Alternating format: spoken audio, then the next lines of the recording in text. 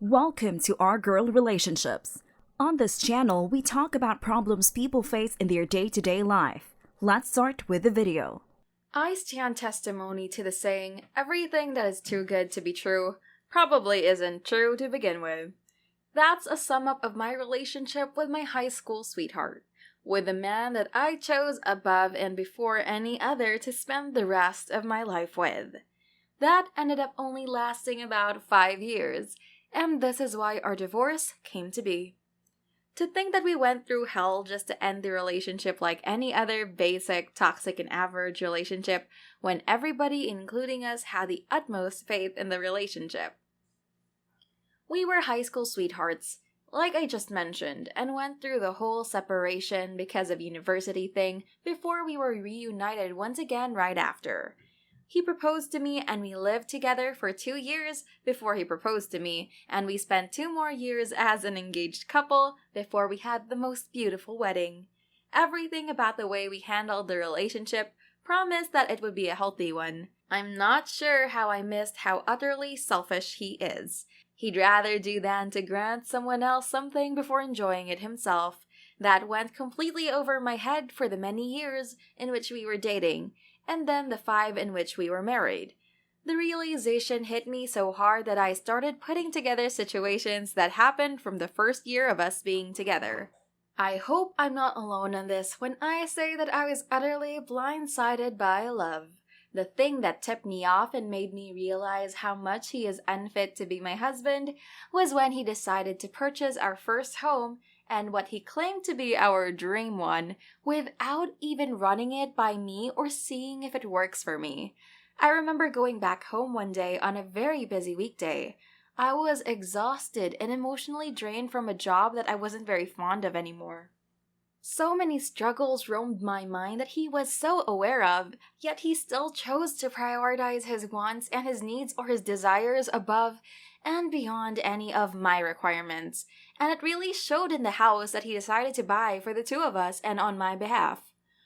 It was in a rural area that was as far away from my workplace as it could be, which meant that not only was I going to be suffering from a job that I am unhappy with, I would also be injured from the long distance and hours of transit every single day.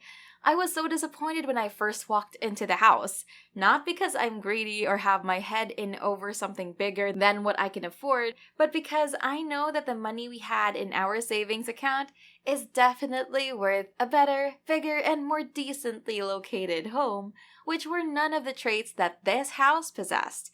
And yet I was the bad guy for not acting overly and outrageously overjoyed by his poor decision-making abilities, and the fact that he was throwing away most of our money over an unworthy house. I knew I wouldn't be able to call this place my home the moment I stepped foot into it. It was so crammed and misproportionate, and the paint and colors were battling one another in a way that hurt my artistic-oriented eyes in a literal way. He had not taken into consideration that we were looking into having kids of our own, and the space that he picked obviously spoke loud and clear of it. Because there was 1 main bedroom, a kitchen, 2 bathrooms, and a basement that was big enough to fit a couple of bedrooms, but the overall build of the house could never be considered fit for a couple expecting or wanting to start a family together. Now that I'm looking back at the situation, maybe it was just that he didn't want to start a family with me, period. The neighborhood that the house was located in was literally nearly abandoned, and for the money that we saved up for a car and a house to be spent on something of this low of a quality, I genuinely couldn't help but be brought to tears when I let it sink that this was a place I would be living for probably a good chunk of my life. I was torn to shreds, and my expression showed nothing but that. Understandably so, or so what a rational person think, because and apparently my husband thought I was being unreasonable and too picky, even though he knows damn well he effed up by buying this house.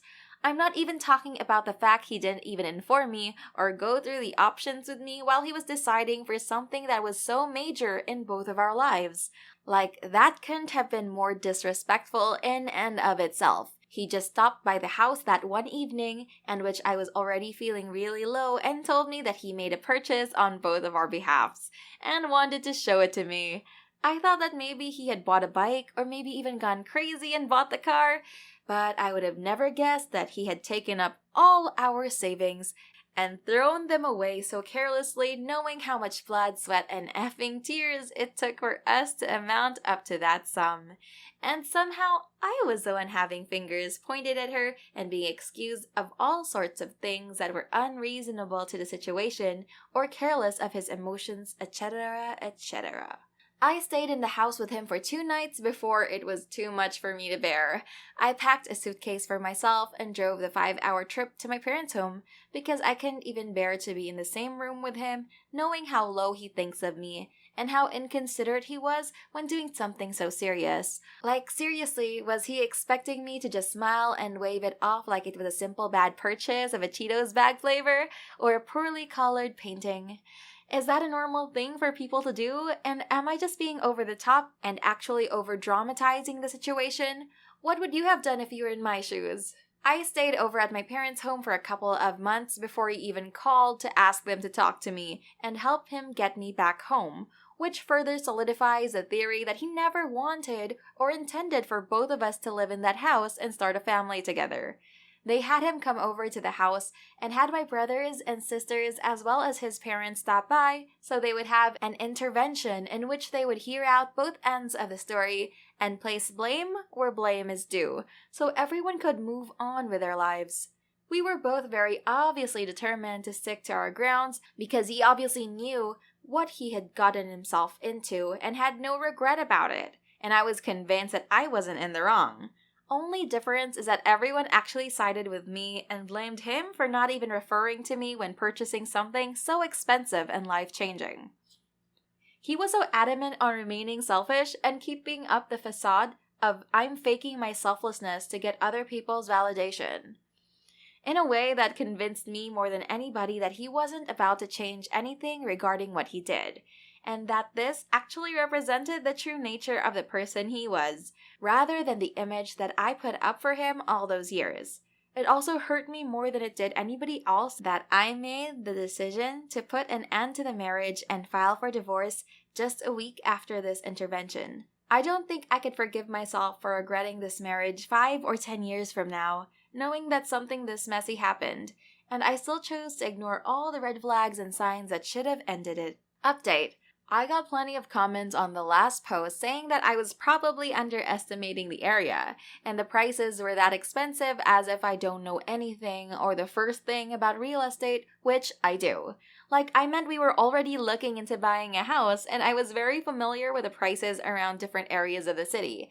I know damn well that that money should have bought a far better house, especially in the area that it was in. Nevertheless, I still took the time to look up prices of houses around the same region and descriptions, etc., and found a huge monetary difference between the money my husband bought the house for and the prices for the houses around it, which either means it was sitting on a gold mine or my husband lied to me about the money and somehow managed to buff up the bills so he could use the money for something else without letting me in on it, which is also something some of you suggested. And for those of you asking for an update, I actually don't know how we are going to settle the amount of money that was spent on the house, or if we're going to get the law involved in settling it equally rather than just handing it on friendly terms, because at the end of the day, it's not as bad of a situation, or at least not enough for us to end the marriage on bad terms. Not the a-hole. I smudge had it coming, and I'm sorry to hear that you have to go through the emotional trauma that results from dating a narcissistic and brutal person, such as your hopefully ex-husband by now. Not the a-hole. He was definitely hiding something regarding this house, because he wouldn't have gotten so butthurt and offended by a reaction being poor to a poor situation if he wasn't being eaten away by guilt over something that he did, rather than objectively being upset over your unfair reaction. Not that I'm saying your reaction was poor, because it is, objectively speaking, very reasonable and adequate, seeing the gravity of the situation. Maybe he was using or planning on using all that money to fund an affair, or some sort of gambling or drinking or substance addiction. For the money difference to be large enough for you to fall apart as hard as you did, it means that it was a lot of money and could only be explained away by something equally as serious. On one hand, how much could have you guys really saved in 5 years? But also, even if it was a small margin, when talking real estate, it's a shiz ton of money, and you definitely need to treat the situation with aggression to get back what is rightfully yours, which I hope you've already done. Here's the next story. My wife, 24F, Mary, and I, 23F, have been together for 3 years, living together for 2.5, and married for 1.5. I am the oldest of 5 in my family, and my mom was a single mom, so I was expected to help out a lot. Cooking, cleaning, caring, etc. Mary's mom is a Som, who did all the chores, and Mary said she was never taught how. I asked her mom about it once, and her mom said that Mary used to pretend to not know how to do things to get out of doing them. Mary said it's just something she did as a kid, but she doesn't do it anymore. When we first moved in together, I was happy to fill the role of the caregiver, stocking groceries, doing dishes, laundry, etc. After COVID started, I realized how much energy it takes to maintain a clean apartment with 2 adults being home 24/7, so I asked Mary for help with maintaining housework. She was super understanding and agreed that it is her responsibility too. But she would only clean if I asked her to. I was patient and asked for her help when I needed it, and eventually she caught on. I have noticed that her helping isn't very helpful. For example, I mentioned that it would be nice to get some help with the laundry, so she said she would do some. She said it was an emergency load of underwear and asked if I needed anything else washed. I said some leggings and sweatshirts would be nice, thanks. The next day, I folded a load of laundry and saw she washed 10 pairs of her underwear, a bunch of her sweatshirts and leggings, 1 pair of my leggings, and 3 pairs of my underwear. Example 2. She cleaned out the litter box but didn't fill it back up afterwards. I heard her comment, "Oh, I need to fill up the litter box," and I acknowledged, but the next day it was still empty. I got pissed at her and told her that it was unfair to the cats, and she should have filled it up when she noticed it was empty. She said she forgot to. Example 3. When it was her turn to wash the dishes, she washed all of them except for our cat's dishes. They are adamantly gross because crusty dried wet food. I confronted her about leaving them so I'd have to do them, and then she said that I misunderstood her intentions. She was just doing the dishes that she had energy for and putting out one of the fires. To me, we have a list of chores to do, and we can't consider them done until the whole thing is done. I told her that she can't half-ass the jobs in the house because it's making more work for me in the long run to clean up her messes.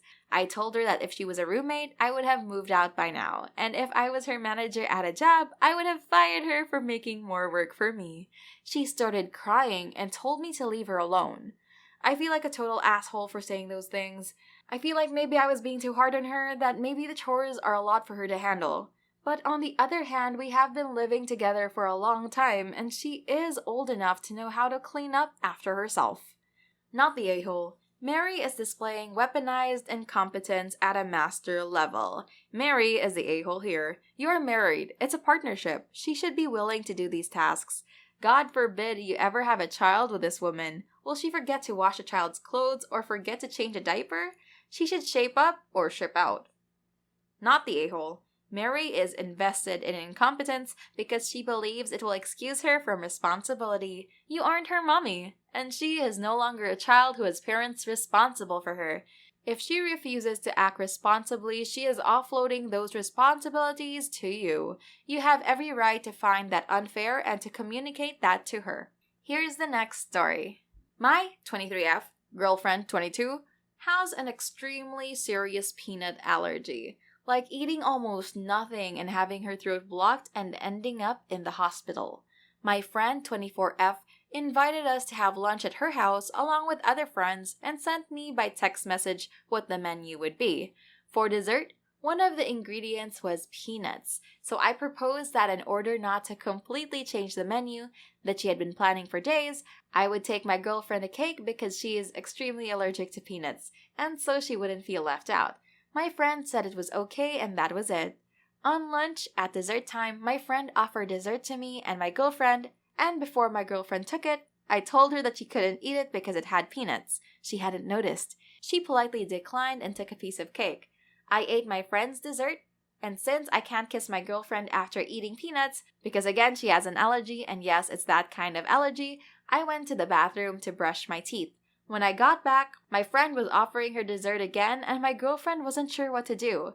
I asked what was going on and my friend said, letting the girl eat what she wants instead of having someone else control what she eats. And again, anytime my girlfriend eats peanuts, her throat closes up and she can eat minimal portions and then take medicine, but she can't take the risk and have to end up in the hospital, being a place where we know the risk currently and my girlfriend having pulmonary fibrosis. My girlfriend was asking for help, so I spoke quietly just to the three of us so she could stop forcing my girlfriend to eat her dessert, as she really can't. My friend stayed quiet and gave dessert to someone else, but I knew she was pissed off. The mood got weird between us, and after half an hour, I left. I was planning on texting her, apologizing, and explaining the whole situation, but as soon as I got home, there was a huge message saying that it was rude for us to turn down dessert, which I didn't, and that she was surprised at how controlling I am, and that it was rude of me to talk to her like that. Other friends who were at the party also sent saying I was rude. It's worth saying that my girlfriend is an extremely shy person, and often in some uncomfortable situations, we have some nonverbal signs agreed on when we need the other to help, and she gave me one. So I said that to my friend after saying more than 3 times that my girlfriend couldn't because of the peanuts. Am I the a-hole? Edit extra. I forgot to put it. I even asked my friend if it was at dessert on the menu, and she said yes.